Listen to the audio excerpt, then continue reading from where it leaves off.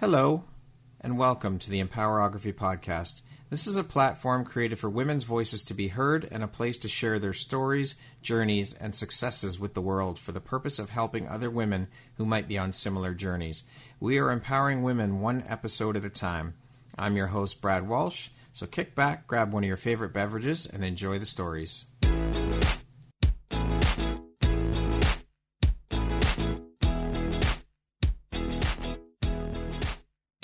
Hello, everyone. Brad Walsh here, your host of the Empowerography Podcast. Today, my guest is Fotini Iconomopolous. She is a negotiation expert based right here in Toronto. How are you doing today, Fotini? I'm doing great. How are you doing? I'm doing very well, thanks. It's not as nice as it was here in the city today as it was yesterday. At least there was sunlight yesterday. So it's kind of dreary today. Any day that's not snowing is a good day in my book. Yeah, that's true too. That's a good way of looking at it. Well, thank you so much for being here and agreeing to take part in the podcast and the community and share a bit about your story. It's my pleasure. So, Fotini, you're said to be nicknamed the negotiator as a child. How, why, and who gave you that nickname at such a young age? So it actually started with my dad. Okay. So I grew up, if you've ever seen the movie My Big Fat Greek Wedding, which I know is outdated for many people who are listening now. But if you've ever seen the movie, that is my life. That is exactly how I grew up. And so when you grow up with a big fat Greek dad, you're not allowed to do much of anything. So I had to negotiate my way out of the house. And my older sister really didn't, you know how they talk about older siblings pave the way and make things easier for younger ones? Yeah. That was not the case in our house. So I was considered the rebellious one, and I would be the one that would be negotiating to go to friends' houses and parties and proms and go away to university and all that kind of stuff. And so if I were to step in and negotiate on my sister or cousins or friends' behalves, my dad would just jump in and go, "We didn't ask to hear from your negotiator." So I love it. It started quite young. That is hilarious. I don't think he realized he'd be foreshadowing what he did. Yeah, no kidding. I mean, how old were you when that nickname when you got labeled with that nickname? I feel like it must have been in the first grade, because I also came home one day and I had asked my dad. He had a bunch of pens that had a name of a restaurant that was since defunct, like a restaurant that had closed that he had owned. And I asked, he had a whole box of them. And I said, "Can I have this pen?" And he's like, "Yeah, of course." So I took it to school, and some kid really liked it because it was a novelty type pen. Right. And I traded it for a quarter. And I went to the convenience store and bought gum and came home. My dad's like, "Where'd you get the gum?" And I said, I got it from the store. He goes, "Where did you get money? You don't have money." I said, "I traded it." He goes, "You sold my pen?" And I said, "No, I didn't sell it. I traded it." So it was this whole conversation that happened, and it was either in the first or second grade. So that was kind of like, he was like, "Uh-oh, I'm in trouble." And so it began. Yeah, I mean, it was a pen of zero value, and I got something for it. So that's amazing. Oh man, that just shows you start at a young age.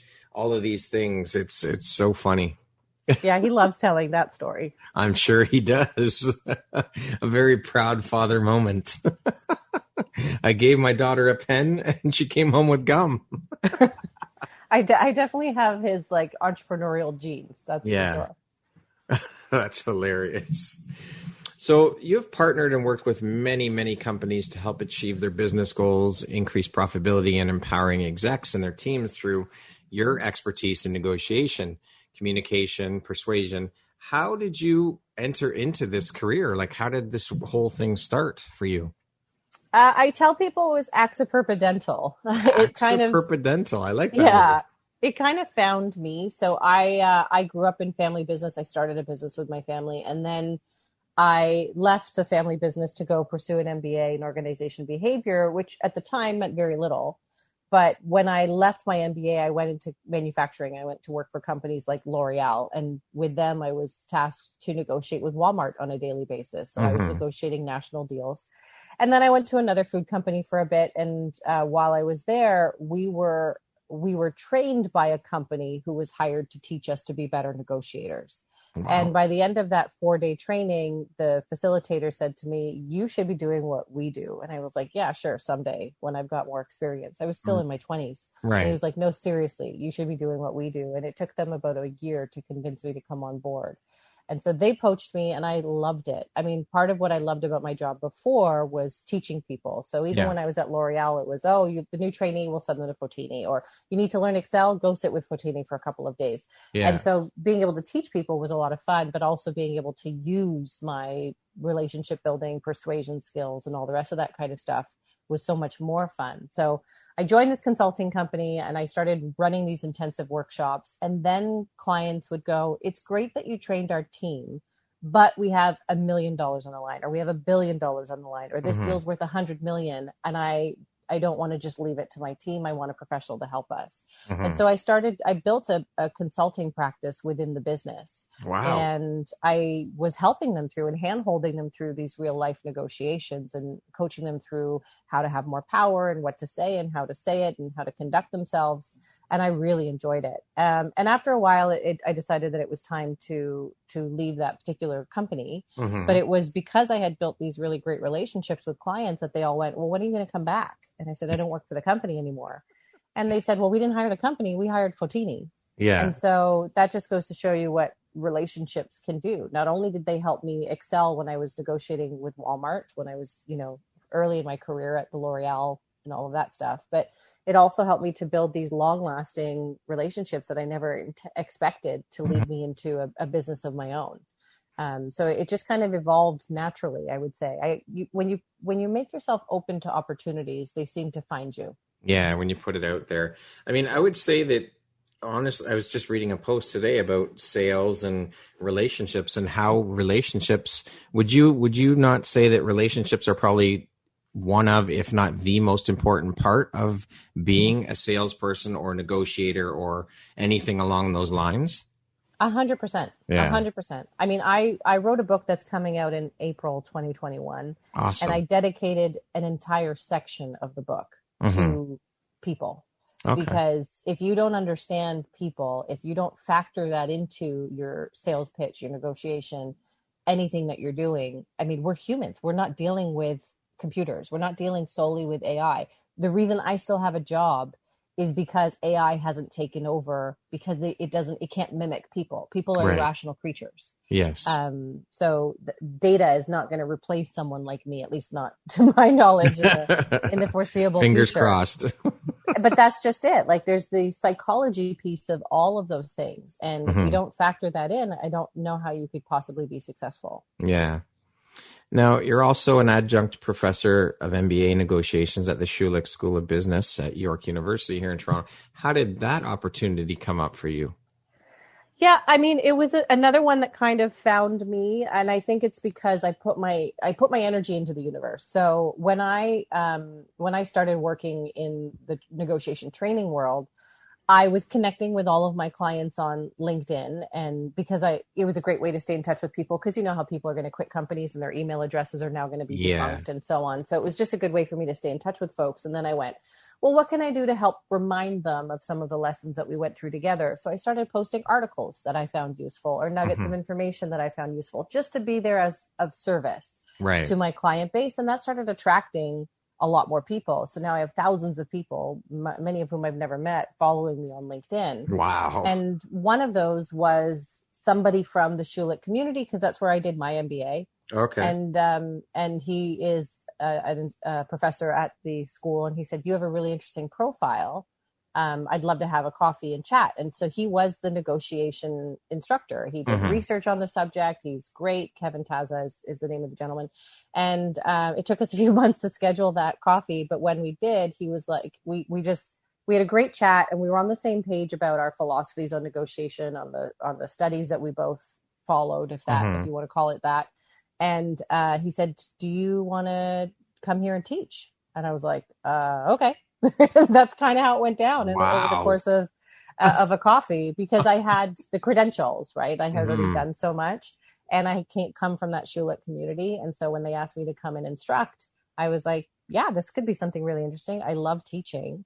And I found a way to make it work in my schedule. And I try to go back once a year. It doesn't always work out this way. And this year with COVID, I knew that online teaching would be a lot more time consuming. And unfortunately, I need to spend that time on my business. So I hope to go back to the classroom very soon. I miss it. It's been over a year since my last class. Wow. That's incredible. Over coffee, through LinkedIn and over coffee, you get a job as a teacher. Yeah. That's amazing. But that's connecting with people who have a similar passion to you, right? So that's right. Again, the people quotient comes up again. Yeah, for sure. So in all told, how long have you been actually teaching the art of negotiation? It's been officially, I think, 10 years, almost 11. And then before that, like I said, I had those jobs in manufacturing and stuff where I was conducting negotiations and maybe coaching some of my peers, but formally teaching it, it's been over a decade. Wow. And what would you say is one of the most exciting parts for you as a teacher, teaching this to other people and sharing your knowledge with them?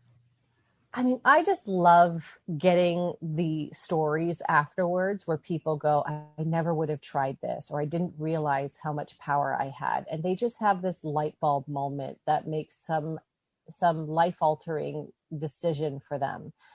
Oftentimes it comes from women who feel disadvantaged or who don't feel confident enough to tackle it, or maybe who just don't know where to start. Right. So it's people who have this conversion of, I didn't think I could do it, but now look at me. And I feel so good for having accomplished it. Yeah. I think that for me is so intrinsically rewarding. It's why I do what I do. It's why so many instructors and people in academia do what they do, because we love seeing that evolution. And when I'm with MBA students, I get 12 weeks with them, which is very different from my clients with whom I get a few days if I'm lucky, maybe, a few meetings over the course of a few months. Yeah. But you get to watch this evolution in the MBA classroom that for me, I get to read their reflection papers at the end of the semester where I ask them, who were you at the start and who are you now when it comes to negotiation? Or what type of negotiator are you? What have you learned? And so they're telling me about their evolution and what they're willing to take on now versus what they were willing to take on at the beginning. Yeah. So it's the intrinsic rewards that are really it's such a driving force for me.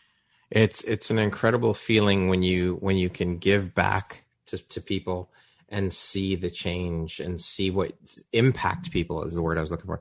It's an amazing feeling when you can impact. I don't think there's any better feeling in the world when you see that something you have done or some knowledge that you have imparted on people impacts them and changes them. It's just an amazing thing. Yeah, especially when it's people who have so much potential but don't necessarily see it themselves. Which is usually, which is quite common, I would imagine. It's a case in a lot, because I think that we tend to put self-limiting beliefs upon ourselves. We get in our own way. It's hard to get out of our own heads. Yeah, absolutely. It's that imposter syndrome that comes. Yes, exactly. Now, I would think or assume, maybe I'm wrong, but is the negotiation world a male-dominated predominantly role in the world of business? Definitely. I mean, I think it goes hand in hand with any business role. Right. So when you see people in leadership roles, women are definitely not the majority there. And you usually get to that place because of effective negotiation skills. Right. So I would imagine you yourself have had to deal with and overcome quite a bit of adversity being a woman and a very successful woman in this field. Can you speak to your personal struggles a little bit and adversity you've had to overcome? That's an understatement. Yeah, I'm sure it is. I mean, my entire life, I've either been the youngest person in the room or the only female or both. Now that I've finally turned 40, I don't feel like I'm the youngest person in the room anymore, but there definitely was a lot of adversity growing up because I was always doing things a little bit faster than perhaps my peer group. Like I started my MBA when I was 23. Okay. So I was done by the time I was 24. So when you're entering the career force with a master's degree at that age, you're going to be one of the younger people in the room. And being a female on top of that makes life a little bit difficult. Like I've been called kiddo at work more than once, which just drives me bonkers. I'm sure. When I used to go into places like Texas or Calgary in the oil and gas industry, I'd be walking into a room full of much, much older white men who come from privilege and who come from a more misogynistic background. The oil and gas industry is one of the most male dominated and probably toxic industries that I've seen. It's starting to change for the better, but there's certainly a lot more room to change culturally. You just don't find a lot of women on the rigs, and that's where the executives that I used to deal with came from. They evolved from there. So I've been called in that world, I've been called a lot of names. I managed to convert them though. Like I'll walk into a workshop where someone calls me a fucking bitch. Whoa. And by the end of it, they're offering to drive me to the airport and see me off.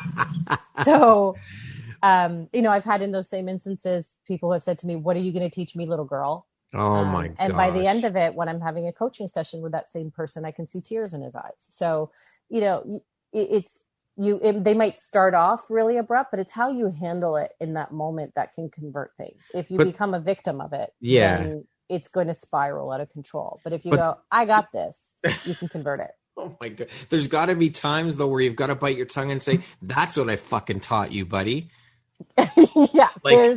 I bite my tongue a lot. Oh that goes without saying. I applaud you for that. That is restraint and I completely applaud you for that. I think that's an incredible trait and skill to have, to be able to do that, especially when they're treating you the way they do.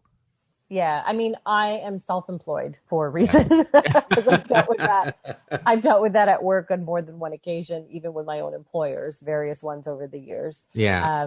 But I've been encouraged to go into politics, and I'm like, I have some self-control. I don't have that much self-control. I can't handle myself in that circus. I just can't. I can't deal with the idea of it.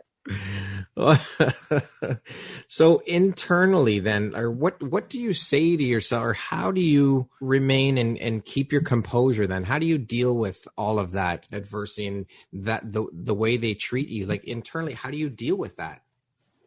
I think, part of it is nature and part of it is nurture. So, my parents always obviously thought very highly of me, I think, as most kids' parents do. Yeah. And my dad and my mom both told me I was quite capable, and I had evidence of that throughout my life. So I was always in the gifted program and all that kind of stuff. So I wasn't a kid who suffered from lack of confidence, but I knew I wasn't, the be all end all. So, when you get positive validation throughout your life in the form of straight A's and all that kind of stuff, you have some level of confidence, even though everybody struggles with their own insecurity. So I go in with a certain level of, okay, I'm a capable person.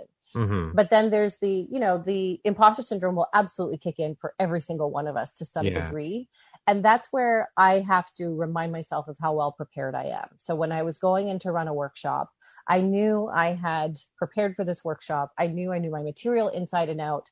When I'm going in to work with a client on a brand new industry that I don't know anything about, or a new company that I don't know anything about, and I'm surrounded by executives who I respect and admire, who I know are very intelligent people. And I'm going, what the hell do I have to add to this conversation? They already know the same stuff I know. But I also have to, I just have to do these, like, I don't know if it's a positive mantra per se, but it's a self-reflection to go, they invited me here for a reason. Right. So I have to change the perspective. It's what I coach people to do. And I have to look at it from their perspective to go, they need my credibility. They need my authority. They need my experience outside of this company. There's a reason why they are talking to me right now. And I'm going to bring that reason to the table. So it's almost like you've got to psych yourself up to a degree. So you come, prepared with the confidence or the affirmation that, obviously I have some skill. Otherwise no one would be talking to me. Right. And then I think for me, there's just this sheer will of, I am going to excel in whatever I do. That is my commitment to myself. Like even when I was in school, I was the queen of all-nighters. And people were like, how much coffee did you drink? And I said, I don't drink coffee. I never drank coffee. They said, how did you do it? And I said, sheer will and anxiety will get me through everything I need to do in life. And I recently read a book called The Upside of Stress from a wonderful author, researcher named Dr. Kelly McGonigal. I think she's a doctor, actually. I want to make sure I give her the title if she's got it. And I realized that stress is also a big driver for me in a very positive way. Okay. So I would complain to my sister about, I'm working on this project. I think I'm going to be up all night preparing this presentation for tomorrow. And I remember her saying to me, this was years ago, she goes, I don't know why you're worried about this. You always find yourself in this position and you always knock it out of the park. Yeah. So sometimes it's having those people around you that can validate you, yeah. And can remind you of those things. And for me, it's also now an attitude of this stress is going to push me. This anxiety is going to make me overcome whatever could hold me back. And so I do think it's aptitude, but also attitude. Yeah. And I can give people enough content to improve their aptitude, but I have to pump them up to really change their attitude. And I find my sources of inspiration and motivation when necessary. And whether that comes in the form of my support network and my friends, whether it comes in the form of an author or a podcast, you find those moments and you hang on to them and you use them like hell. Amazing. I got to ask, so I'm sure you prepare yourself and have prepared yourself in terms of, like you said, when you walk into a company, or let's just use the oil and gas industry as an example, when you walk in to meet with these people, you've already prepared yourself mentally. It's like, okay, I know I'm going to receive or catch shit or catch this horrible attitude because I'm a woman. Have you ever walked into a company or a place or a meeting or whatever the case may be where you are just absolutely shocked at what comes out of their mouths? Like, I mean, you must have some level of expectation of okay, I'm mentally prepared for what they're going to throw at me and how they're going to treat me. But have you ever walked in and it's like, holy fuck, I can't believe these people treated me this way or spoke this way to me? Yeah, I would say the one time that stands out to me was the fucking bitch example. Within 5 minutes of meeting me, that name came out and I was blown away. Like, it was one of those things that if I was a cartoon, my eyeballs would have popped out of my head and steam would have come out of my ears. Yeah. But I had to maintain my composure to not let them see that. Because if I did have a reaction, a visible, let's say reaction, because I was reacting, but if I had a visible reaction, I knew they would have won. Yeah. I knew that's what they were trying to do. And then it was, okay, we got her. Let's poke the bear even more. Right. And I am so stubborn in a way where I was like, I'm not going to let them win. So those moments have definitely come. And yet somehow it's my perseverance or my stubbornness or something that has always made me go, I'm going to bear down and I'm going to handle this. And I'm not going to let them win. Because that's bullies bully because they can. Yeah. And I'm not going to let them. So by maintaining my composure, it really quieted them down. Like they backed off. They would try in other ways, but nothing came quite as shocking as that first one. And eventually they stopped trying. Eventually they were on board. Yeah. And I think that all comes from that level of composure. So I definitely have been shocked, but I won't let them see it. That's incredible. Absolutely. I'm in awe because, I mean, I'm sure there are many people, men and women, who would be like, what the fuck? And they would visibly show. And then that's like, incredible. I think it's incredible. Absolutely. I admire you to the nth degree. I think it's amazing because not everyone can do that. I think when the stakes are high enough, everybody has it in them to do it. I mean, I wouldn't say that I'm as composed all the time in my personal life. But when I'm there in front of a client, when there's thousands of dollars at stake, when there's reputation at stake and so on, I'm going to hold my own. And I think most people would probably operate the same way when that much pressure is on. Yeah. It's almost like you get to the other side of pressure. Pressure can break some people, but then you get to the other side of that pressure and you go, okay, now this is going to make me thrive. Yeah. So from when you started your career in this world to where things are now, have you personally seen any kind of shift in the way of thinking and opportunities for women in this career path? Happily, I would say I have. Okay, so, good. I mean, the great thing is, I get like Google alerts every time the word negotiation comes up in the news, and when that means also when new studies come up and so on. And I am really happy when I see that women are behind a lot of these studies. So I'm finding more and more experts who are like me instead of just the old white dudes who are writing the books on the subject. And, there's nothing wrong with what they are writing because it works for somebody. It works for, at the time, the dominant group. I'm not part of the dominant group. I am a woman. I'm a woman who has a very funny name. I'm a woman who is younger than they are. Yeah. So not everything that they would write, not everything that I was coached on or instructed to say worked for me. But I'm finding that there's more and more women coming up because we've opened the door. We're starting to see, I think the Me Too movement certainly propelled that a lot faster and expedited a lot of stuff. So we're seeing more and more women surface and come to leadership roles because of, what do we call it? Like proactive initiatives, whether it's mandated by the government or a company trying to look the part of looking more equitable and so on. What is it called? Positive action or something like that. Affirmative action. Affirmative action. That's right. Thank you. So whether it's because of that or it's because of people starting to just finally wake up, whether it's because of backlash because of Donald Trump in the States. Like the Women's March started as a result of, it was a reaction to what looked like taking a step backwards. Right. And I think in my world, I've always told people that you have to pull the arrow back in an attempt to launch forward.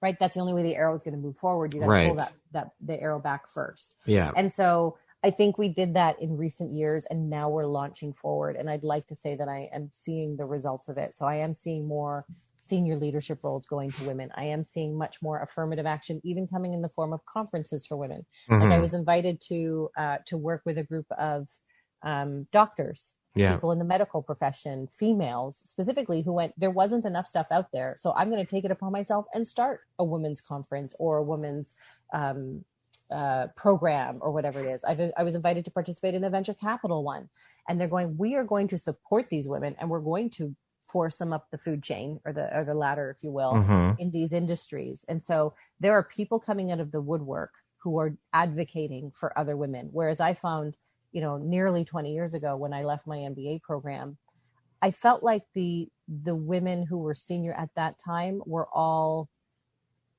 competing for what was going to be a token spot. Right. If you only saw one woman in the boardroom, you wanted to make sure you were her. Yes. Now I feel like those women in the boardroom are going, how do we make more spots for women in the boardroom? Yeah. So we're not competing with one another. We're pulling each other up. The rhetoric that you hear now from Kamala Harris in the news and stuff, where she said something, I read a headline the other day that said her mother told her, you are likely going to be the first for a lot of things. Make sure you are not the last. That I think is the sentiment that is amazing. Growing from within the female community. Yeah. So that now that we've started to break some of those glass ceilings, they're not totally broken down, but we've cracked them. Yeah. You have an attitude now of women wanting to help other women. I think our biggest challenge that's still left is to convert allies. Yeah. And I think movements like even the social justice movement that we've seen happening and happening at an exponential pace this summer has also it's been another one of those catalysts like the Me Too movement. Yeah. So we're seeing more women of color who are being pushed to the forefront. Women, and it started, I think it's been women helping women doing that, because I've seen so many initiatives on social media where it's, white women sharing the mic with women of color. Yeah. And so I think women are leading that, and we're bringing more and more people on board with us. I'm not saying white women are saviors to everybody. That is not what I'm saying at all. No. But I think it's women of color and Caucasian women. But I think women in general are the ones that are advocating for everybody's equality, as opposed to, we can't wait on men to do it for us. And because it's not going to happen. They're far and few between. Yeah. And so I think it's women sending the ladder back down. And we're starting slowly at a more slow pace to convert the allies around us who we also need to make that happen. Yeah. I mean, I think there's still a long way to go, but at least there's steps in the right direction, which is good. Absolutely. The movement has started, like the ball is started rolling, right? Absolutely. And I'm thrilled to see that, because there are so many women's groups now, which I think is an indicator of how many people are trying to take the reins and go, I'm going to create some change. Yeah, we're headed in the right direction all the time. Yeah, for sure. Now, I know in light of what you've dealt with that you've taken quite an interest in empowering women in disadvantaged groups. Can you tell us a bit about your work doing that? I mean, I always look for opportunities to help women because I think about and I reflect on my personal experiences and go, how can I save somebody from having to go through that? Because I think I mentioned how I think I'm more confident than the average woman was growing up, and I also know that as a result of that, I'm more resilient than a lot of women. So when I look at other people, go, I could deal with that. I could deal with the guy at the computer store when I was 17, treating me like a second-class citizen. I could deal with a boss who was misogynistic and discriminating, and I would come back, and I'm resilient enough to deal with that. What about the people who aren't resilient, who aren't going to come back from that, who aren't going to respond, or who maybe are going to fall apart when they get called the fucking bitch label? How do I save them from that? How do I spare somebody the shitstorm, if you will, that I had to go through? Yeah. So I've always had a passion for doing that, and it started with. It was really when I was doing my work, my daily work, stepping into an organization, consulting with a company, and then I'd be tapped on the shoulder by a woman who went, how did you do that? And I'd say, I don't know what you're talking about. And how did you command this room? How did you get them to listen to you? How did, they don't listen to women usually in my company. How did you get them to do it? And I started going, I don't really know. And I started analyzing it.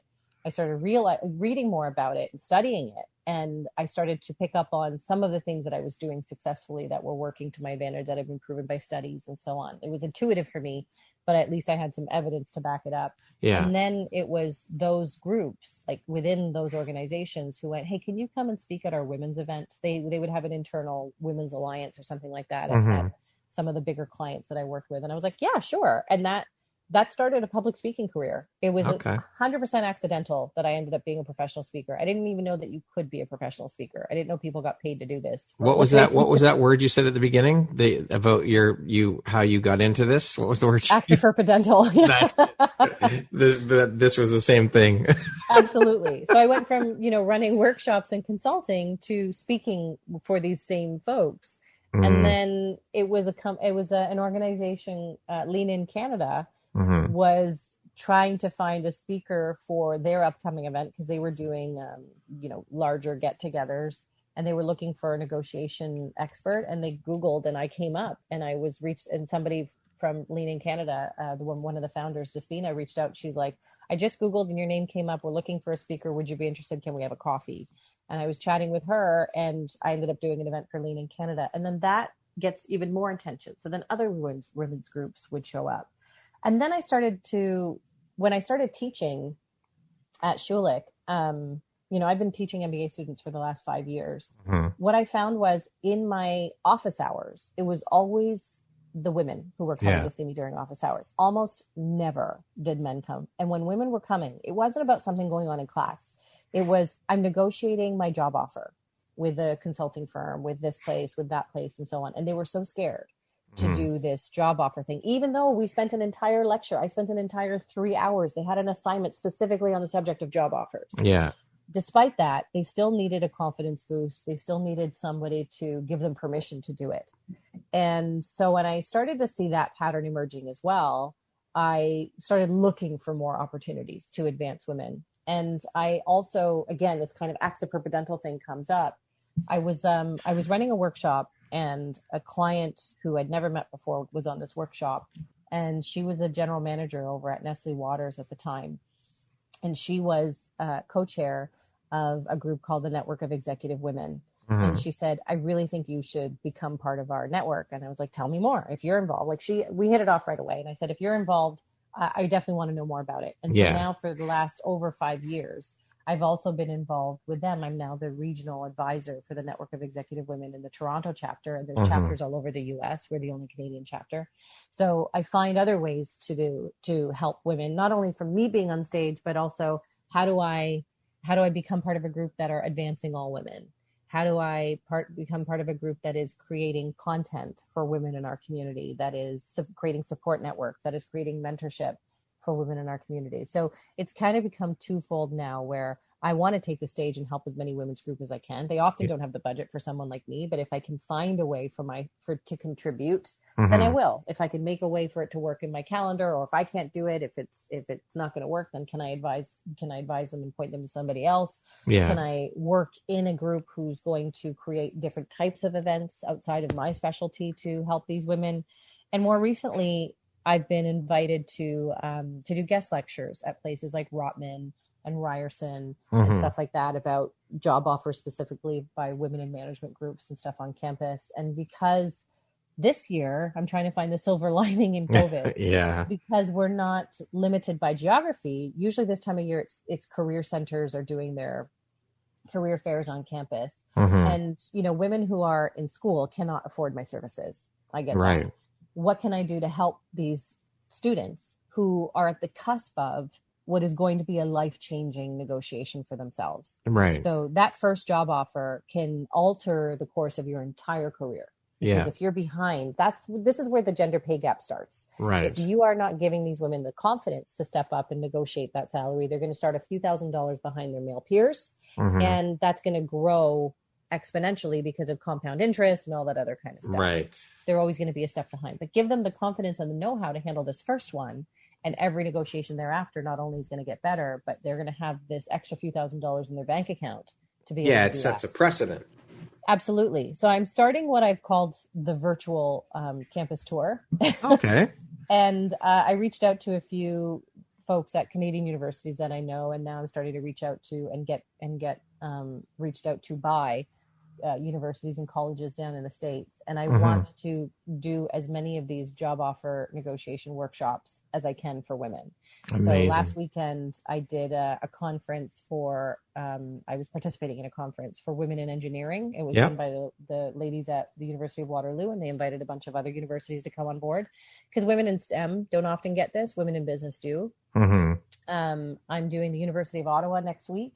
I've got more scheduled for January and February. Amazing. And I want to help these student women's groups. They don't have the funds to, afford coaching like mine. They can't spend thousands of dollars to bring me in for their conference. But if I have the time in my schedule where I would usually be on an airplane, or I would usually have to block a whole day to drive across town to get on campus, then if I can block out an hour, I want to be able to help as many as women as I can. That's amazing. Just all about giving back. I love it. I mean, it's giving back, but I'm getting a lot out of it. For sure. Absolutely. But it's more about the giving. I mean, you're like you said, these women are at a pivotal point in their lives, and you're helping them to navigate and get off on the right foot. I certainly hope to. That's for sure. Now, you've also created an empowerment camp experience for adolescent girls. Can you talk to us a bit about that, and when did that start? How did it come about? So that came up a couple of years ago. I was getting approached by all these women, and I remember just thinking, my God, if I could have just gotten my hands on you when you were a little younger, I would have saved you some of these issues. And at the same time, my nieces were coming of that age. So my oldest niece is now 14. And at the time, I think she was about 11. And I was thinking, how do I was kind of thinking about it in the form of when something comes up, if she's talking about a bully at school or a problem, I'm there. I can coach her. I'm there as a role model for her, but not everybody has an Aunt Fotini. How do you help those girls? How do you set them on the right path? And so it was kind of a brainchild from that perspective of just like a nugget that was inspired by my clients and my nieces. And then I met somebody else who had a similar passion. I think I put a post up on LinkedIn or something saying, I'm thinking about doing this. I kind of do that kind of stuff a lot. And I met somebody else who had a similar passion. So we partnered and we started thinking about how we could do it. And it turned into an exhausting 5-day camp. And so I put a post up on LinkedIn again, and I told my client and friend support network that I'm doing this. If you have daughters, let us know. But I also wanted to make sure that it wasn't just the privileged group of kids. Because you have a lot of people whose parents drive expensive cars and can afford to put them in all sorts of lessons and build that confidence and resilience. But what about the ones who don't have access to all of that? So again, it's thinking about, I don't want to just propel the privileged people forward. And this wasn't a money-making opportunity for me. So I've done some I partnered before with a group called Up With Women, and it was started by a wonderful woman named Leah Gramanis, and this year I actually have done some work with her. The women who she serves are high potential women who are coming out of shelters or abusive relationships, domestic violence, that kind of thing. Okay. And so she's helping them get back on their feet. And so this year I've done some workshops for them to help that cohort. But I also said, they have daughters, send us some of them. How can we help them? Yeah. And then we went to some local schools and said, if you have candidates you want to nominate. So it was almost like we charged the privileged group and they paid for the others. And I happened to have a former student at the time who was working for CIBC, and she said, I could get you some space. And so we ended up with this giant forgotten meeting room in the bottom of the finance district in Toronto. Yeah. So we were there for 5 days, and it was 30 young girls, and I was more exhausted at the end of that week than I've ever been in my life. And it went really well. But it was just so tiring that I was trying to figure out how do you make this happen again? Like, how do you replicate it without it needing to take that much of my attention and it not being dependent on me? So I happened to mention it in a keynote that I did last year in California. And because I talk about the lessons that the girls learned that are just as valuable for everybody else that I speak to in my audiences. Right. And so this woman approached me and we reconnected again a few months ago. And she said, I was really touched by the girls thing. I want to do something as well. Is there a way for us to partner together? And so she and I are now actually working on a virtual curriculum. Oh, amazing. Another age group, a cohort of girls. I think we're working on it. We're still finalizing details. We're trying to figure out, is it two different age groups? Do you blend them together and so on? We're getting some assistance from a group of diversity and inclusion students at the University of Berkeley.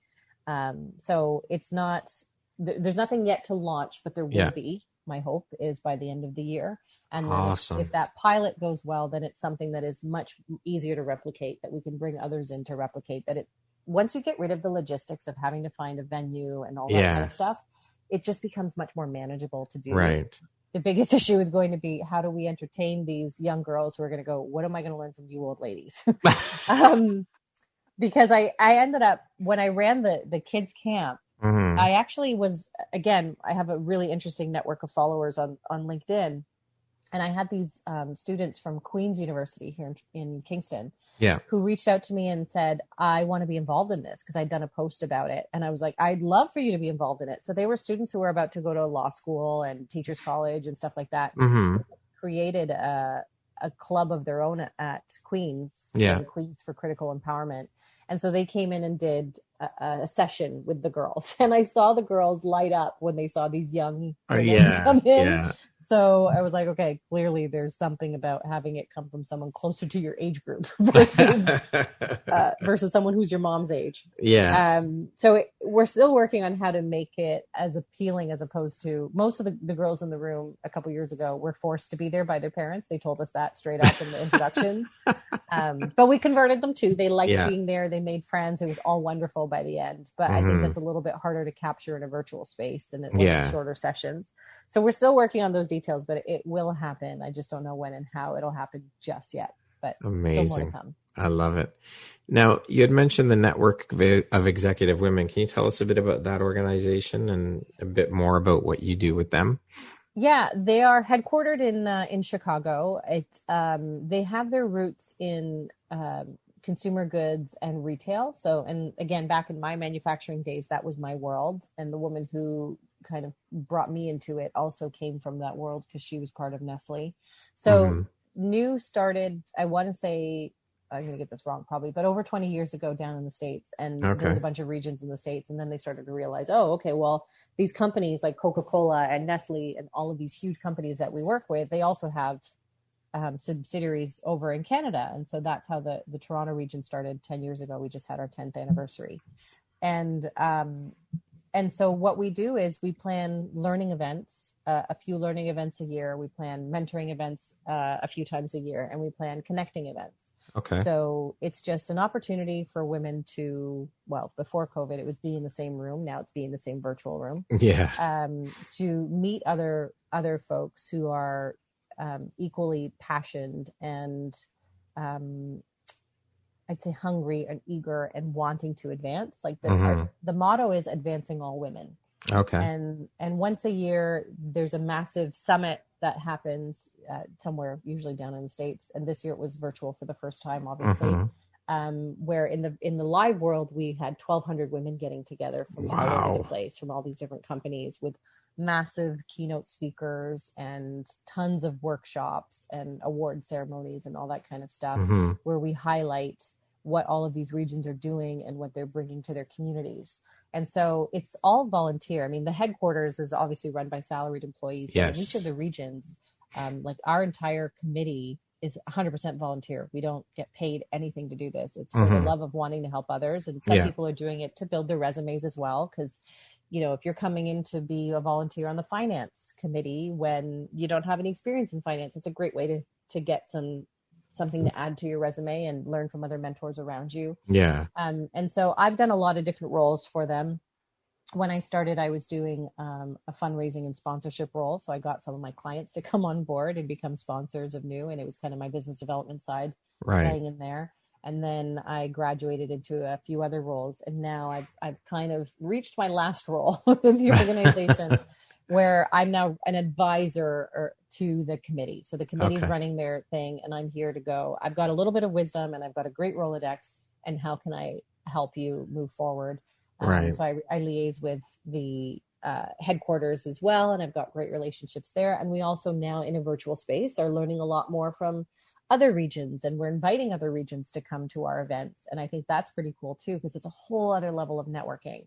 So whenever I go to the summit every year, I meet women who I've met before from Chicago and from Florida. And it's so cool to walk into a ballroom of 1,200 people and be able to pick out more than just a handful of people that you know and have met. Former clients who I've worked with all over the US. Like it's a really wonderful event. It's a motivating group of individuals. And I love being a part of it. I've also been on stage for the Toronto region before, because I'm somebody that they all know since I've worked with so many of those organizations in a consulting capacity. And so that's kind of my contribution as well. And they've been a wonderful support for me. So it's a great group, and it's been hard it's like The Godfather. It's like, just when you think you're going to walk away, they pull you back in.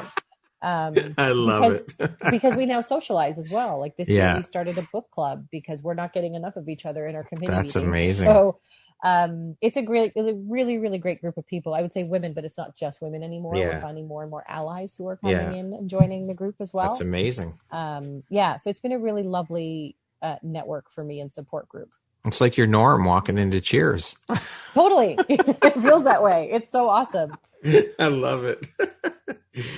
Now, you've been honored by the Greek America Foundation as one of their top 40 under 40 for your achievements in philanthropic work. Can you tell us a bit about that? Yeah, the Greek America Foundation is interesting. They've done some really cool stuff. They have this event every few years called the Gabbies, which is like the Oscars for Greek America's best and brightest. And it's started by a guy who, I guess he was based in Chicago, now based in New York, Greg Pappas, who just pulls together a really interesting group of people every year, from like movie production CEOs. Like we had one year the Gabbies were on the set of, was it Paramount Pictures down in LA? I can't remember. Like we literally were having a big gala on a set, and that was like the coolest thing on the lot. He pulls together really, really interesting folks, and I kind of discovered them at a time where I was trying to tap into my culture a little bit more. Because I grew up, like I said in the movie, My Big Fat Greek Wedding, where it was a very close-knit group of people in my community, for better or for worse. And when I moved to Toronto and left St. Catharines behind, the small city where I grew up, I was looking for other people who shared some of those same values. And somehow I discovered the Greek America Foundation, and I became more and more involved in participating in their events. And they were very kind to acknowledge me with one of their 40 under 40 awards that they started a number of years ago. And that's it. Like I'm fortunate to have been embraced by them. And it was I was very touched at the award, and I've made friends with a lot of folks, and a lot of my friends have also received awards. So I think that you are a reflection of the people that you hang out with. Yeah, that's for sure. That's a pretty cool thing to have around as well. Absolutely. Now, in addition to all of these incredible achievements, you've also been nominated for the Women of Influence RBC Canadian Women Entrepreneur Awards. That's pretty amazing as well. How did that feel for you? And when did that nomination come down for you? That one's happened a few times. So the weird thing is that it's anonymous. So you don't find out who, I don't believe you find out who nominated you, because I've been nominated a few times now. Yeah. I'm obviously flattered, because to have somebody go to the length of throwing your name in for something, I think is pretty amazing. But I don't know how many people have nominated me or who's been doing it, but I get notes every once in a while from folks as well saying, oh, when this comes up again, I want to make sure you're nominated for it. And I'm flattered by that as well. There is a much more intensive process once you are nominated. You have to fill out a bunch of forms, and for some reason I've not gotten around to that. So yeah, it's nice to know that people are noticing what you're doing. You don't do it for awards and accolades. It's more because it's a nice validation to know you've affected somebody. For sure. And that means I'm doing my job really well. Yeah, absolutely. What do you think your unique skill set or superpower is that's helped you become so successful? I think I have a fire in my belly. So I'm somebody who is driven by injustice, and whether that injustice was not being allowed to go to a friend's house when I was a kid, when everyone else was allowed to do stuff, or being treated differently because you had a funny name, and that happened a lot. I heard a lot of racism growing up. I heard comments to my dad saying things like, go back to where you came from. Oh my gosh. My father wasn't shy to share some of that stuff and make me aware of you're being treated differently because of your name and so on, which I think sounded ridiculous to me at the time. Yeah. But in hindsight now, I can certainly, knowing what I know and being exposed to research and stuff, I can certainly see that. I mean, I know that even from research, when you don't have a name like Jane Smith and two resumes are exactly the same, it's you lean towards the one that is more comfortable for you. Right. And if the people making decisions are named like Jane Smith, that's going to be a thing. Yeah. So I think for me, that was, I don't know why it was a fuel, but it was a fuel. And I really do think it started with like just being told by my parents, you can't do something, and reverse psychology works on me. So you tell me I can't, and I'm going to. That's just how my brain functions. Mm-hmm. I'm not sure how else to explain it besides that. The other thing is I love helping people. Yeah. I'm a nurturer by nature. I am godmother and auntie supreme to lots of kids in my life, because I love being around them and watching them develop. And I think that same desire happened when I started teaching my MBA students, and started when I was helping colleagues. I remember even being a sales rep at L'Oreal and coaching other sales reps and enjoying that. So I think that combination of fuel of, not being limited by injustice and just that desire to help people has really been what has continued to push me and wanting to do more and writing the book and all of that kind of stuff. It's how many more people can I help? How can I affect change? Yeah. I love it.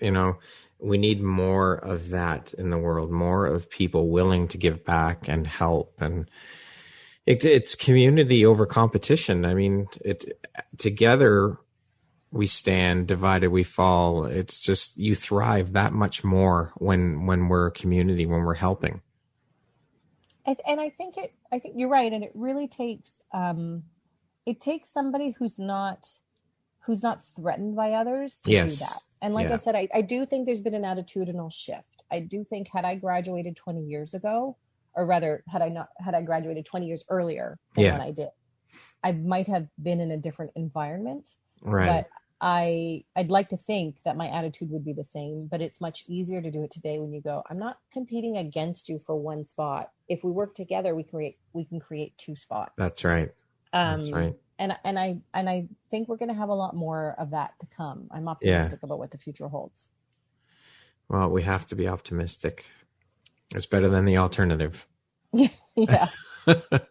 What would you say is one of the most important things you've learned in your life? And what was your life like before learning it? And what was your life like after learning it? I would say the most important thing I've learned is I can handle difficult situations. I I don't know when specifically I learned it, and I don't know that I can articulate what life was like before, because I usually learn those lessons in hindsight. Whether it was 15 years ago, I was in a car accident where I was off work for 6 months. I almost lost my job as a result of it. I had no income coming in for 6 months, and I was fortunate that I only had whiplash. I didn't have any permanent damage, but I couldn't sit for long periods of time, which meant I couldn't drive and go to work. I couldn't stand for long periods of time. I could walk or I could lie down. And so I would go to the mall every day and walk around the mall, because that was the only thing that I could do besides lying down and watching television. And I remember my friends saying I had such a positive attitude. I'm like, well, I could have a positive attitude and say I'm getting out of the house, or I could sit here crying every day, and the crying is not going to help me get better. And so it didn't even occur to me to have, sitting and crying every day as an option. I'm sure I did have a day or two of self-pity, because everybody does. Right. But then a similar scenario came up 6 years ago, or maybe more than 6 years ago, where I was dealing with some adversity at work, and it was really toxic. Mm-hmm. And I just knew I pushed through it. And at the end of it, there was litigation involved, and it got pretty ugly. And and people said to me, I'm sorry you had to go through that. And I said, no, I'm not, because the more assholes you meet in your life, the better your life can get. Yeah. And if it wasn't for those people, I tell people all the time, I'm so grateful for the assholes in my life, because they really have created a platform for me. So whether it was like I said, the laptop guy, the guy I bought my first laptop from when I was 17, and I was getting ready to go away to university, and I knew I needed a computer, and I'd done my research, and someone said, oh, go to this mom and pop shop. They've got everything you need. They'll be really well priced. And I was like, great. And I went in, and the guy sounded a lot like my dad. Like, he came from a patriarchal culture, and wasn't giving me the time of day, was ignoring me and not treating me well. So I went back the next day with my dad, and I knew, even though my father to this day doesn't know how to turn on a computer, I said, here's what I need, and here's what I expect to pay for it. And so my dad did the negotiation for me. Yeah. And the guy looked at me after. He goes, had you come in here by yourself, I wouldn't have given you the same deal. And I looked him in the eyes and I went, I know. Because it was, instead of feeling like a victim in that moment and going, oh, I had to call my dad, and it's going, I managed to find a workaround for you. Yes. I managed to take advantage of this situation rather than becoming a victim of it. And so it's that mentality. Those are the lessons. Like, I can handle difficult conversations or difficult scenarios or adversity. And I'm going to have a much better attitude about it, as I'm not going to be victimized. I'm going to be the victor in those situations. So whether it was the litigation, whether it was the laptop guy, whether it was the car accident, I'm going to take what I can out of this and turn it into something. And that gave me some phenomenal lessons that I now get to teach. It gave me a platform. It made me, during that adversity at work, I was leaning on my support network. That's how I discovered groups like the Network of Executive Women. And I got so much out of it that it's that attitude that I think changes everything. So I can't think of a before. Yeah. But I definitely know that it's that attitude that I've been reflecting on more and more in recent years. I kind of took it for granted back when I was 17. I don't know that I knew that lesson then, right? But I can articulate it so much better now and use it as a tool to help others. Yeah. Well, these assholes or experiences, whatever you want to call them, they build strength in you. They build your character. They help you become exactly who you are today. Yeah. They shape make you stretch and grow, and you don't know what you're capable of until you're faced with that. That's right. So you could succumb to it, or you could overcome it. And that's right. I've always been the person who goes for the latter. Awesome. What makes you feel inspired or like your best self? I mean, those are two different questions in my mind. I'm inspired by my audiences. So when I get those messages of, I didn't think I could do it before, but I went in and I did this. Yeah. And I'm so many of the messages that I get from my audiences, like, bring a tear to my eye. And so that inspires me and motivates me to want to keep doing more and find more ways to serve communities. Like, if you're having a really bad day, that looking at one of those messages is a great way to lift me up. That definitely, watching other people overcome their own obstacles I think that inspires me a lot. And I think about my role models as well. So my grandmother is a huge role model for me, and I am named after her. So her genes are strong in my veins. Right. And she, when she was, I believe, 19, she left her village in Greece to go to Athens to get on a boat to leave and go to Australia to meet her husband. Because my grandfather was from a neighboring village, and they were set up in an arranged marriage. He'd already left for Australia. He was one of the first ships that left because they were trying to get people to become workers for like GM and factories like that over there. So they left for opportunity, and they were in arranged marriage. She had a picture of him, and I think a letter had been exchanged. And then her father took her to the port in Athens, and he was having regrets. And he was like, how am I doing this? How am I sending my child away? Yeah. She was getting on a boat for a month to go to a country where she didn't speak the language. She was going to be surrounded by strangers on this boat for a month to go live with a complete stranger and marry this man. And she said to her father, don't worry, if he's not good to me, I'll come back swimming. And so she told me that story a few years ago, and it stuck with me. And so one of the ways that I've researched around dealing with imposter syndrome is to think about your role models, whether it's Oprah or Michelle Obama or Hillary Rodham Clinton or whatever. And I think about moments that they have gone through, or specifically my grandmother has gone through. And I go, if she could handle that, I can handle this. Yeah. Because the first time I went to Australia, it was with a business class ticket and Google Maps and language skills like she didn't have. And so, I can handle anything that comes my way if she could handle all of that stuff that came her way. Incredible. What a story. Wow. Now that's adversity. Yeah. Jeez. It's funny. Some of the things that the younger generation complain about or whine about, and then you think about stories like that, it's like you have absolutely no reason to whine or complain or feel entitled when our grandparents or even our parents, the struggles that they went through. It's just yeah, especially when you come from, I think, a family of immigrant parents. I just feel like you watch them go through a whole set of circumstances that other people aren't exposed to. For sure. Who would you say have been 3 of the most influential people in your life? Oh, my grandmother's definitely one of them. Mm-hmm. But I feel like I only discovered that in my 20s. My mom is definitely one of them as well, because she was the stereotypical superwoman.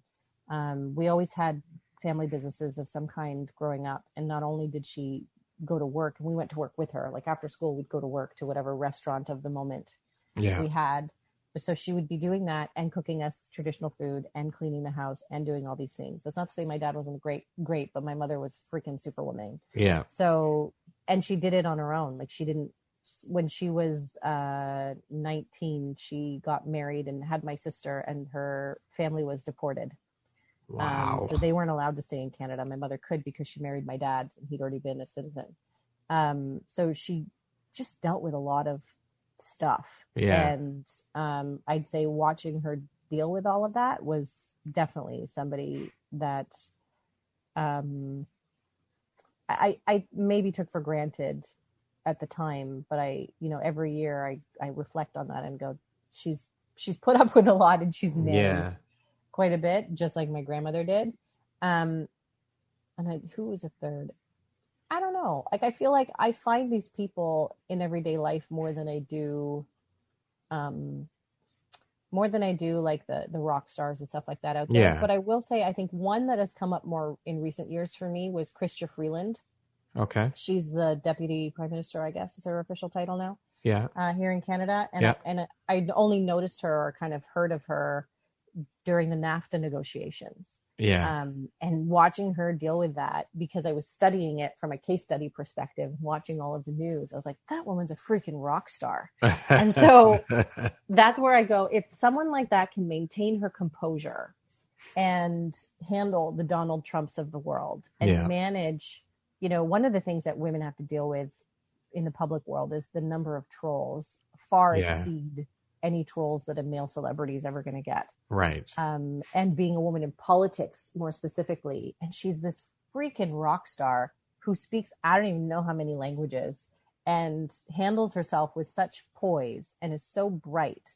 I feel like she's a role model for not just Canadian women, but women all over the world. I would love to see her in my lifetime become prime minister. Yeah. I'm not optimistic after with what's going on right now with the political divide, but I hope that she does, because I feel like she's our version of the woman in New Zealand. I can't remember her name now, and I should know it. I can't remember her name. But the Prime Minister of New Zealand is another rock star. But I feel like we've got our own here. We just need to elevate her. Yeah, we just need to put her in that position. And I love watching how women like that she's just made such strides, and people know her name. And I don't know that we've really ever known a woman in politics name in Canada. I know we've had a female prime minister before, but no one remembers that. Yeah. So I just feel like people like that who don't come from necessarily privileged backgrounds, who don't have everything handed to them, I just feel like watching those stories are so compelling and inspiring to me. For sure, because they've been through that much more. They've struggled and worked their asses off to get where they are, as opposed to someone who comes from privilege and just basically steps in. They've had to fight their way through it. Yeah. Much like yourself, like exactly like you, how you've had to fight your way through a male dominated world, and you've made a mark for yourself. You have made a name for yourself. That's exactly it right there. And I can appreciate the Oprahs and the Ellen DeGenereses and all that kind of stuff of the world who have been leaders in their world. But absolutely. Like Oprah doesn't know what it's like to live as a normal person anymore. No. And I feel like Chrystia Freeland will. She's always going to be that type of person. She's an everyday person as opposed to a celebrity. Yeah. And it's the same with, the women I mentioned in my own family. But you don't get a free pass when you're in roles like that. And I think that is admirable. 100%. There's a big, big difference. I mean, again, not to take anything away from the women who have privilege but when it's someone like her or your grandmother or your mother who's had to fight and claw her way through and make their own way in life and accomplish what they accomplished, it's that much sweeter, I think. Yeah, I agree. What is one common myth about your profession that you want to debunk? So I tend to avoid telling people what I do for a living when I first meet them in a social setting, because people will, when you tell somebody, and this has happened, you tell somebody I'm a negotiator, they go, "Ooh, argue with me." Like this happened once with a friend I hadn't seen in a long time. He's like, "Oh, that's what you do? Argue with me." I'm like, "I don't argue for a living. I actually do the opposite. I prevent arguments from happening." Yeah. And people go, "Oh, your life must be like that show Suits." I'm like, "Nope, actually, I prevent all the drama." If it gets to that point, there's actually a big problem. Yeah. I'd say that's definitely the myth. And even in the dating world, it's a big myth as well that, "Oh, you must have to have your way all the time." I'm like, no, I'm actually a very collaborative person. That's what I do. That's what I advocate. So that's definitely a big myth that needs some work. There we go. It's been debunked right here. Yeah. Fotini has debunked that myth. Folks, that's not what negotiation is about.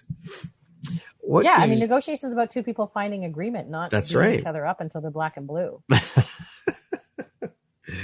Oh, people are funny. They make me laugh. What gives you the motivation to keep going?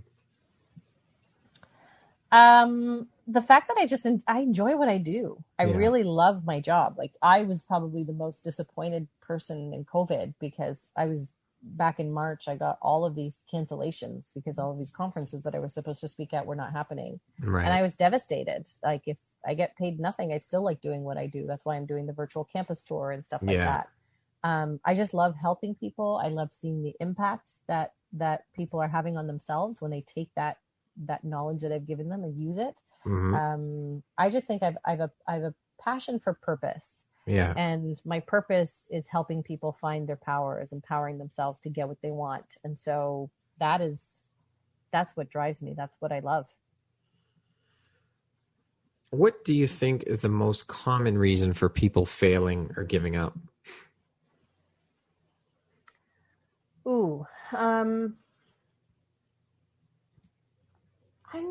not sure if it's, I mean, one of the reasons is a lack of resilience. And I see that happening. I see that happening a lot with the next generation that's coming up. And I think it's a generation of people who were raised by helicopter parents. Yeah. There is an expectation that somebody's going to come in and save you, that someone's going to come in and remove the obstacles, and that eliminates all of the resilience that that generation has. I call them the purple ribbon generation because everybody's given that participation ribbon. Yeah. Oh, that drives me nuts. If you're operating on that assumption, it's not going to get you very far. So if they don't get what they want, they give up and they move on to something else. Yeah. I think that is definitely one of them. And I think the other one is perhaps too much self-doubt, and that likely comes from not enough of a support network. Right. Whether it's not seeing them or not leaning on them. Like I said, I've always been surrounded by some pretty cool people, and I think part of it is I was fortunate to have great parents, but I also found friends who also, we supported each other. And so if you don't have that person who goes, you can do this, or I'm here for you, then it's very difficult to have that level of resilience as well. So I've always found those support networks, and I think other people really just need to lean into theirs a little bit more. I think that's one of the keys to life, entrepreneurship, everything is support network. You have to have a good support network in place. Otherwise you're in trouble. Yeah. I mean, no one has to go it alone. So why bother? And I'm always seeking out new groups of people, whether it's female entrepreneurship groups or, I'm always looking for a peer group, because when you're a lone ranger and you're self-employed, you don't have that built-in support network at work. That's right. So clients have become my support network. Clients have become friends. Like I travel down to St. Louis every year for a Christmas party because those are now my friends that started as clients. So I do think you need to seek them out, and no one should have to go it alone. That's right. I find that people too are also scared to ask for help for fear of rejection or pride or whatever the case may be. But I think more often than not, in most cases, all you have to do is open your mouth and ask, and there's going to be somebody that is more than willing to help you, because they remember that they've been where you are and they want to give back. People like yourself, it's just, people have to open their mouths and ask, because people can't read minds. People don't know that you need the help.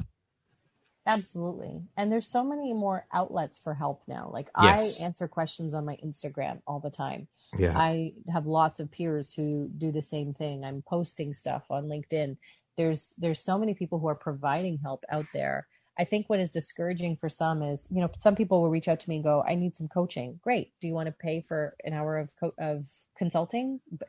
Fine. If you don't, then I don't have hours to just give out willy-nilly. Yeah. But if you have a group where I can serve a lot more people in a short amount of time, then I can carve out some time. But if I gave out hours for all the people who requested it for free, I wouldn't have a job. You'd never have any time for anything else. But it's about not being picky about how that help comes, but it's also about seeking it out in all sorts of different forms. And there's lots of forms out there.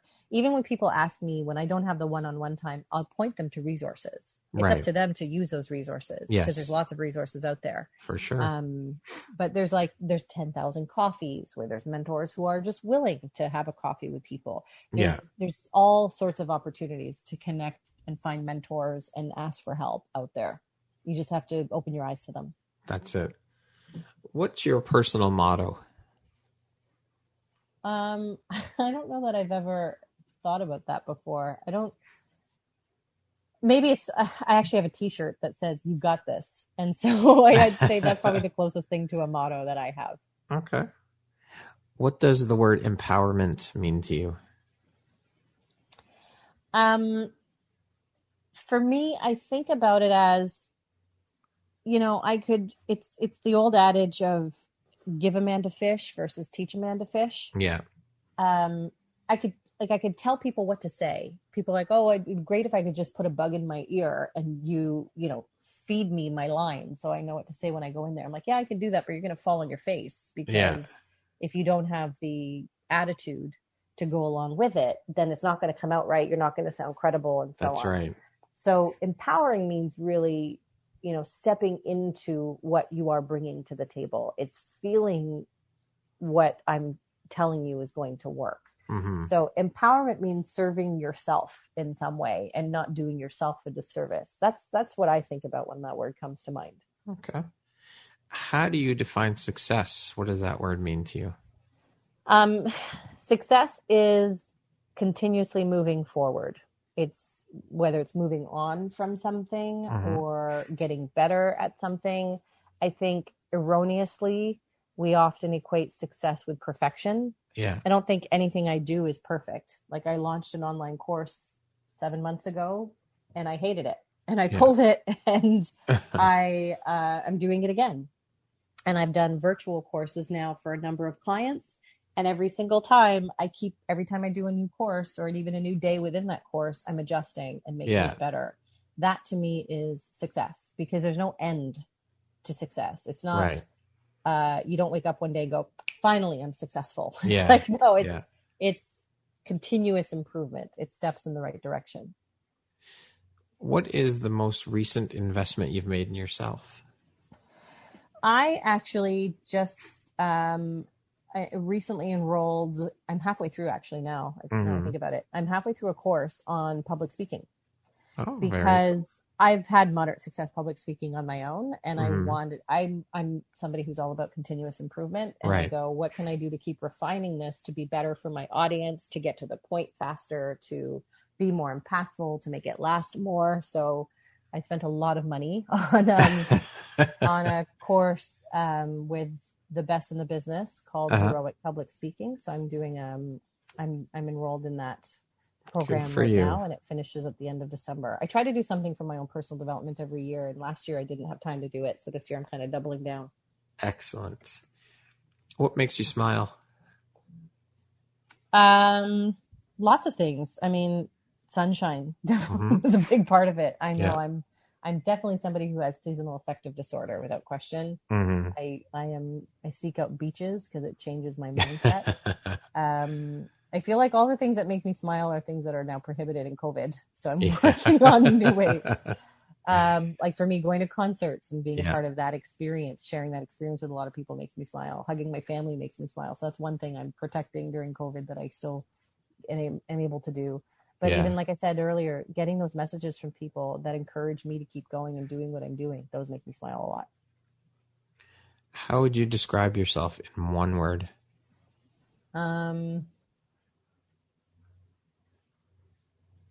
I'd say resilient. That's definitely the word that comes to mind. Okay.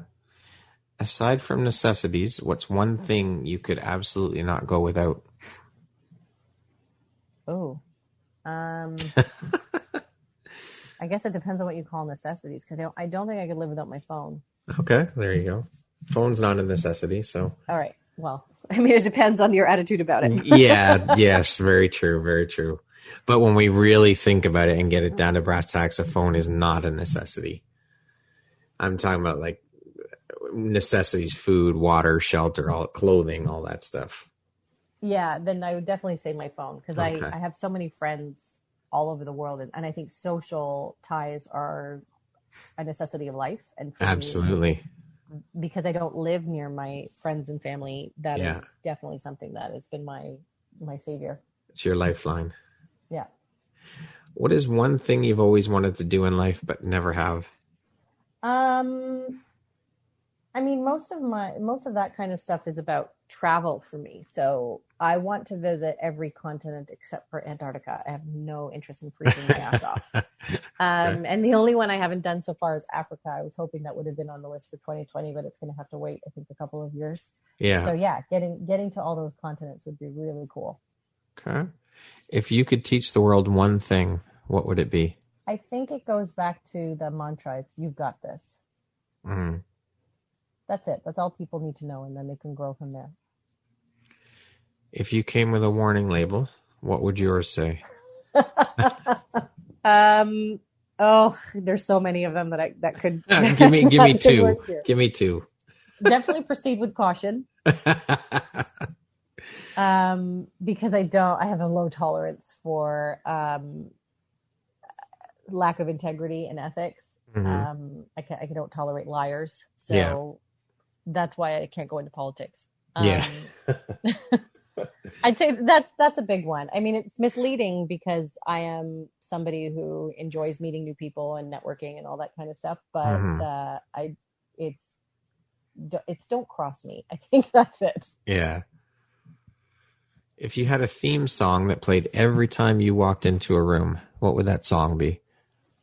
I don't know why, but the Jeffersons theme song just came into my head. Moving on up. Yeah. It's not.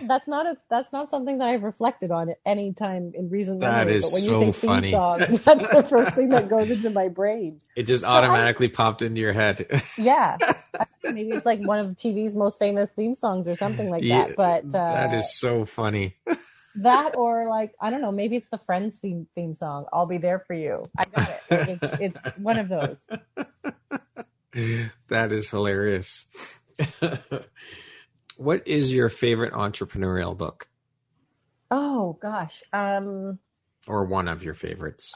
I read so many. It's really hard to narrow it down. I read like 50 books a year at least. And usually it's 50 nonfiction books a year, plus some fiction ones on top of that. Right. Brain candy. Okay, give me your top as three. A palate cleanser. Right now, one of my favorites, I think I've already mentioned, it's The Upside of Stress. And it certainly helped me reframe my stress, and I think especially during this time of COVID has been a really interesting one. Gosh, I wish I could remember them because there's so many that I think of on a regular basis and that I recommend to folks on a regular basis. There's another one that I recommend a lot in my training programs called Presence by Dr. Amy Cuddy. Okay. She also has a really great TED Talk on how body language can shape who you are or something like that. Her whole book isn't just about body language, but it's about that mindset. It's empowering. It's understanding what you bring to the table. So that's another really great one. And what would I choose as my third? I don't know. I feel like that third slot's a really tough one to fill. I think Daniel Pink's book. No, I'm going to go with Adam Grant's book, Give and Take. Okay. Adam Grant is I believe, a Harvard psychologist, if I'm not mistaken. And he's written a whole bunch of books, but I feel like Give and Take gave me faith in society again, because he talks about how people are kind of in three categories. It's the givers. Yeah. It's the takers. So, you know, the Donald Trump types, the guy who was the head of Enron, I can't remember his name. And then there's the people who are matchers. So someone like me, I'm definitely a giver. I want to find ways to help as many people as I can. I enjoy doing it. The matchers are going to be the people who go, I'm going to do something for somebody because I know if I do it, I'll get something in return. Right. Whereas the takers are the ones who are just going, I'm not going to give anything. I'm just trying to get everything I can out of everybody. What's in it for me? Exactly. But his book, spoiler alert, is all about how, you know, why does it look like the takers are the ones who are winning? But the reality is the meek shall inherit the earth. Right. So he gave some really great perspective around that for me, which, like I said, gave me faith in society again. So I think that was a really great one for me to have read. Awesome. If you could go back and give your younger self one piece of advice, what would that piece of advice be?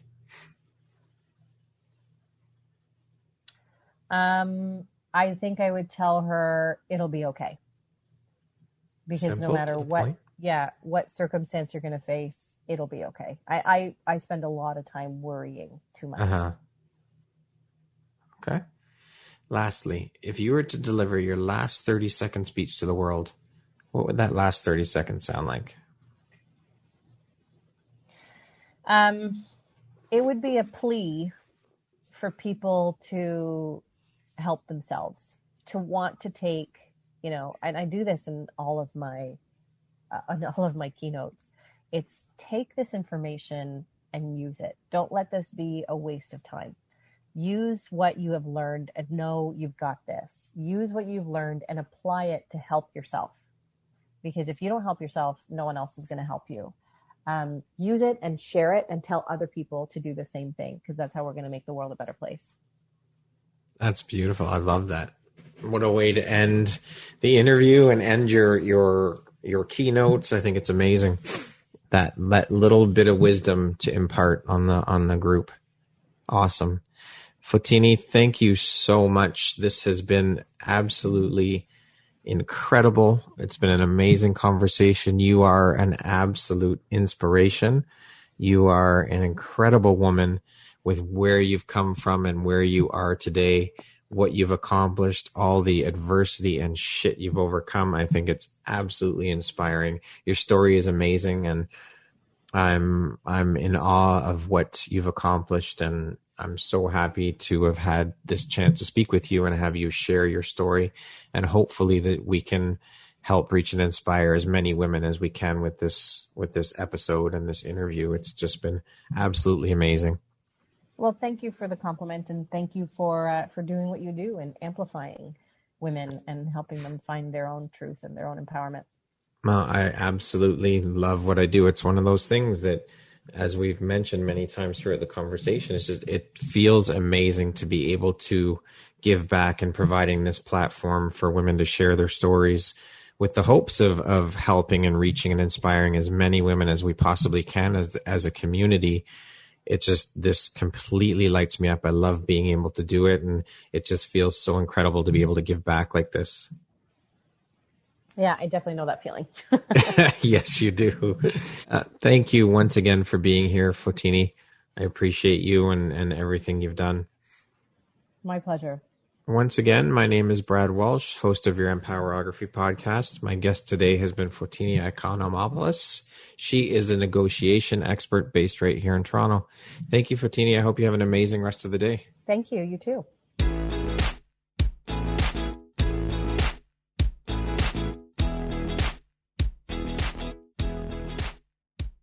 Thank you very much for listening to this podcast. If you haven't yet, please be sure to subscribe, rate, review, and share with all your friends. You can find me at viseuphoria.ca and follow me on Instagram at Empowerography Podcast and on Facebook at Empowerography.